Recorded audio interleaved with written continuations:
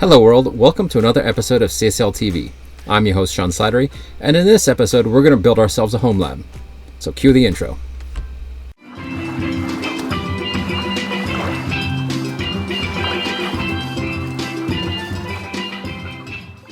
Something I want to mention before and discuss before we actually get into building our first machine are the requirements for running these virtual systems. So at the end of the day, you need disk space, you need RAM, you need decent processing power to run multiple virtual systems. If you have an older system, you may struggle with running multiple, say, Windows 10 or even Windows Server environments because they have a certain amount of hardware requirements in terms of processing power, speed, and memory. So a couple of things you can do to give yourself the best possible experience. Obviously, if you have got a recent computer, ideally a solid-state drive or an M2 of PCI, NVMe, a really fast hard drive is important because you're writing files back and forth to the system. If you have to run on a magnetic drive, you are going to struggle with modern operating systems because they're all 64-bit. They all tend to want 8 gigabytes or more. So you might struggle a bit, but it's well worth a small investment if you can in a solid-state drive. They're about $100 a terabyte now. No, I'm sorry, terabyte, dollar a gigabyte. Well priced, I think that's correct on my estimation. So you don't need a huge one. I run mostly on a 1 terabyte. And if you cannot get a solid-state drive, there's a tool called Windows Ready Disk, which turns a high-speed USB key, take a 4 gigabyte and 8 gigabyte USB flash drive, leave it permanently in a computer, and turn that into memory cache space for Windows.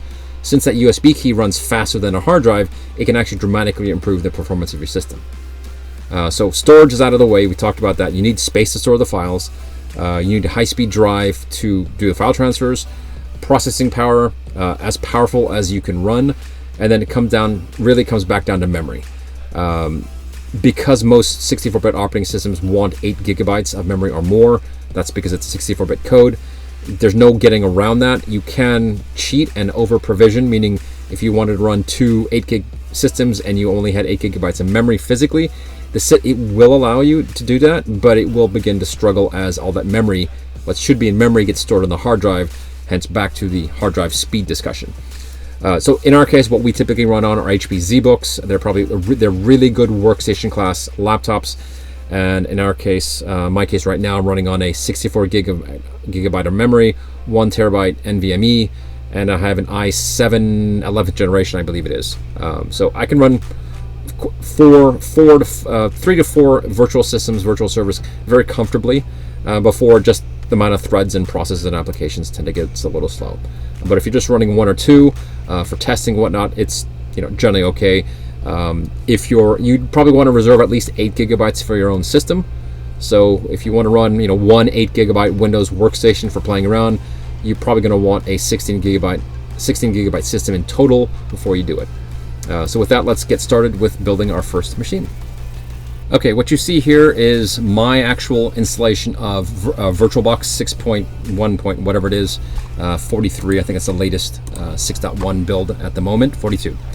I've got some existing virtual machines. I'm going to go ahead and create a new one and walk you through the process that you'll do on your own systems. So I'm going to click New Virtual System. Now notice it tends to put them in user path of VirtualBox VMs. I believe that's fine. I'm just going to call this test Win10. It doesn't really matter. You can rename that. It will not change the folder name down the line. So just be aware if you decide to rename your system, things can get a little wonky in terms of display versus the file structure. It's chosen Windows 10 64-bit. That's cool. You do have a lot of other options. So if you want to play around with some Linux builds, or maybe you're supporting older Linux OSs or something like that, you could do that too. I'm going to click Next. I'm going to go ahead and allocate an even 8 gigabytes to the system, so 8192 megabytes. Create a virtual hard drive. Why wouldn't I right now? I accept the default virtual disk image. Dynamically allocate. So dynamically allocate means if I'm going to create a 50 gigabyte hard drive for the logical hard drive for the test system to use, dynamically allocated means if it only needs 5 gigabytes right now because that's all the files require, my file size will be 5 gigabytes. It'll grow the file size automatically. So if you only had 10 gigabytes free, you could create a 50 gigabyte hard drive and dynamically it'll work, but be careful that you may, if you use it that space without monitoring it, you'll run into some issues Way around that, if you really wanted to do a fixed size, which means it's going to pre-allocate the 50 gigabytes. So more practical in terms of performance, but it sucks up all your disk space now. Generally, I kind of leave dynamically allocated. It's just easier. Don't really suffer in terms of performance on a solid state modern computer. When I say modern computer, I've been running up until not too long ago, I've been running on a 7th generation ZBook Firefly. I was running on a 14 ZBook G2 for a long time, and the only reason I actually moved away from that was because of it only supported 16 gigabytes of memory. I needed more memory to run multiple VMs. It still runs quite well. It's my backup system. I still use it for some tests. You don't have to have the latest and greatest.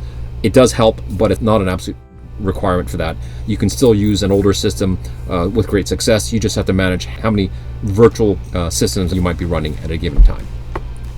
So let's go ahead and create that 50 gig file, and that's it. It's created. This is just the pre-allocation, so I'm going to click start. A pre-allocation of all the settings and files and all that. So what happens when I click start, it'll give me a window in just a moment, and it's going to ask me, I need an installation ISO to file to install from. So I'm going to go ahead and browse. Now I've already downloaded, I happen to have in my case, an older ISO from Windows 10 21H2, so I'm just going to choose that and click start. So at this point, I can maximize. It looks like a PC running in a virtual box. So this is your standard Windows 10 installation screen.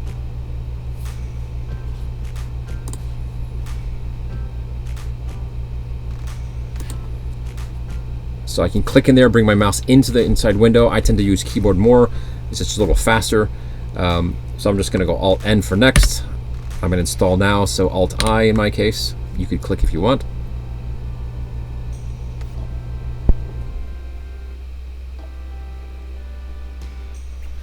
I'm going to skip product key at this point because I don't have a product key to separately license this virtual system. I'm just going to leave it in evaluation mode. Again, in this scenario, I'm just playing around and maybe I'm testing a new application, playing with some malware or something like that. So I'll click I don't have a product key.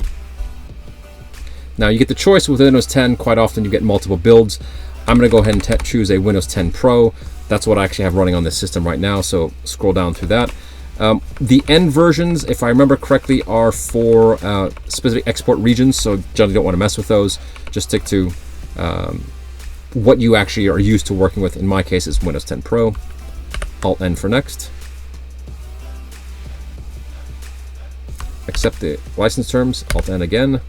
And you're not going to do upgrade. You need to choose custom, so Alt-C in my case. Where do you want to install it? Okay, so now it's running. So one thing that's important when you're working with virtual machines is the concept of mouse and keyboard input focus. So right now, my mouse is inside the virtual machine. It can be a little strange getting control back out. My keyboard input's going there as well. So what you want to pay attention to is at the bottom right of VirtualBox, it says what key is currently assigned to the host key.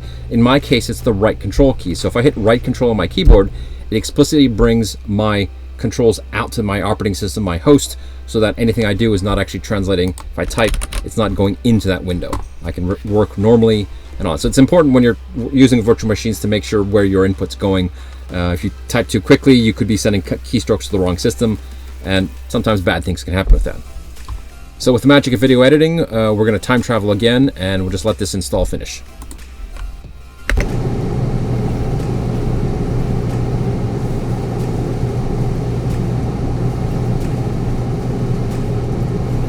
So it's rebooted.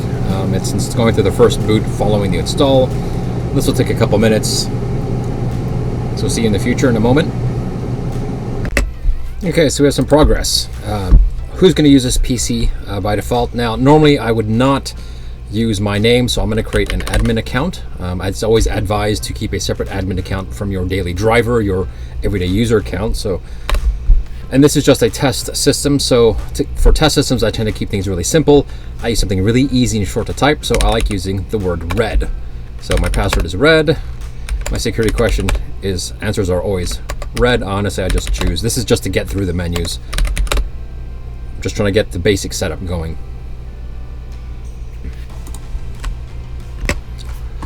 All right, we're at the next step now, and again, test systems. I'm just going to turn all this stuff off. Don't need Microsoft tracking me anyway. I would normally turn these options off personally, but just a test system, keeping it simple as possible, minimal setup.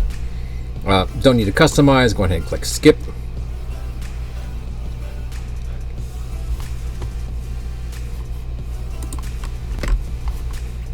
Don't need Cortana either. Hello. Great, thank you.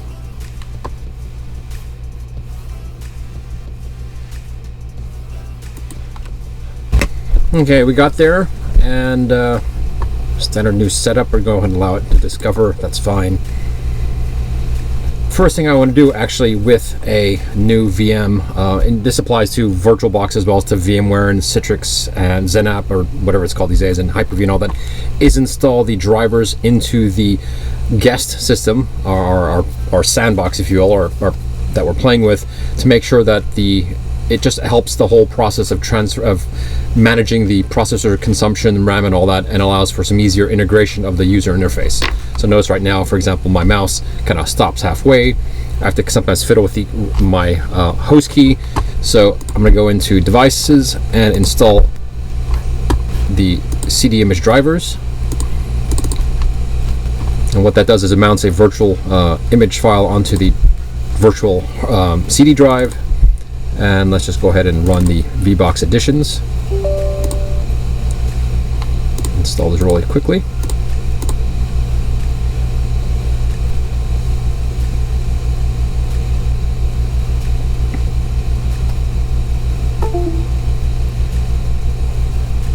Go ahead and reboot.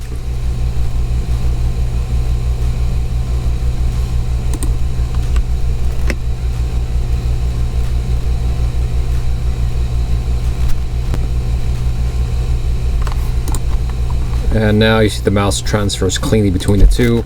I don't have to do anything strange about a keyboard input. It just works cleanly.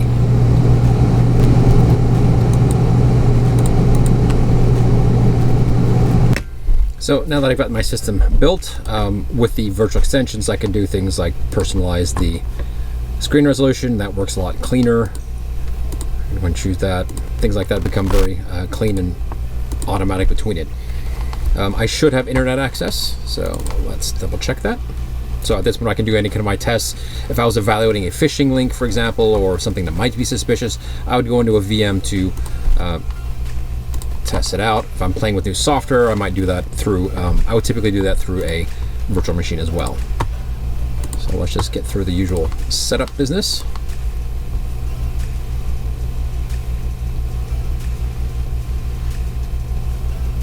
Yeah, it's working. My internet's a little slow, but I could certainly test that by doing something like pinggoogle.com just to prove it.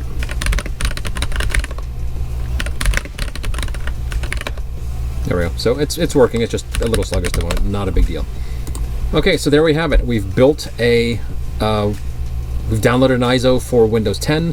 We've installed VirtualBox. We've installed VirtualBox. We've installed Windows 10. We've got a test system we can play with. A couple things to note about the default setup that I did through here. This computer is natting, or it's hiding behind my computer's internet connection, an IP address. So and usually VirtualBox tends to put all the default NATed addresses under the same address of 10.2.15. If I built another VM called Test Windows 11, it would also end up on 10.0.2.15. And that's because of a feature of virtual networking. So let's take a look at settings of the system. And if we look at network, it ends up being in NAT. So right now, it means that every system is effectively isolated, but sharing my computer's internet connection, which is generally fine for isolated systems. If you needed to create a network where you're having 2 or 3 servers talk to each other, we'll get into that in another video, but it is quite easy to do, and that's part of the feature package there. One thing from the user experience, in addition to installing the the client extensions that you want to do, is double check in here. You probably want to allow bidirectional host and keyboard use of the clipboard use. Bidirectional, you can copy and paste URLs between the guest system and your host system. You can do a couple other things here, such as allow dragging and dropping of files. I generally don't like to do that because it's just a little heavier on the CPU and resources, and generally I'm using these isolated systems because I want them to be isolated. So at this stage, I can do whatever I want to this virtual system. It is isolated from my computer. I can install any apps, anything like that. If I mess up, damage a setting or something like that, it's fine. And what I can do at that point is, let's pretend we're through with this evaluation. We've tested what we want. Let's go ahead and discard our system completely. So in this scenario, I'm not going to even bother turning off or shutting down cleaning. I'm just going to power off the virtual system. And so you can see it's turned off now. If I right click, I can simply go into remove and delete all files, and that's it. My test lab environment is gone. I don't have to worry about it anymore. I can continue on with whatever I was doing. So there you go, a cheap and cheerful way to set up a virtual lab environment. As kind of mentioned before, we're quite often testing malicious links or suspicious links in these kind of virtual environments. It's the safest way to keep that traffic isolated, and the absence of a dedicated, sandbox lab, separate environment. This is a good alternative. It's also a good way to evaluate and play with new software, testing out settings, because what you don't want to do is accidentally mess up your actual primary use computer and get to the point where you're reinstalling it every couple weeks because of some odd piece of software or something like that. With that, I think that covers everything we want in this scenario. So hope you like that video, find it useful, and we'll see you in the next one.